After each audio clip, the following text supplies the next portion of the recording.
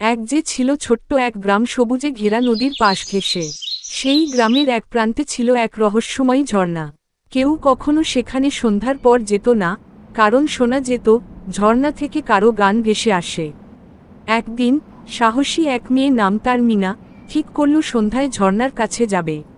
সে চুপি চুপি গিয়ে দেখে ঝর্ণার জলে আলো ছড়িয়ে পড়ছে আর এক জলপরি নাচছে।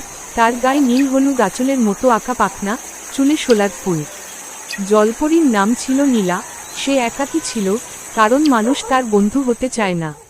কিন্তু মিনা ভয় পায়নি। সে প্রতিদিন সন্ধ্যায় নীলার সঙ্গে দেখা করত। গান, গল্প আর হাসিতে ভরে উঠল তাদের সন্ধ্যা। এই বন্ধুত্ব এক নতুন অধ্যায় তৈরি করল, মানুষ ও জলপরীর মাঝে এক সেতুবন্ধন। নীলা আর একা নয়, ঝর্ণার গান এখন সবার কানে ভালোবাসার বার্তা ছড়িয়ে দেয়।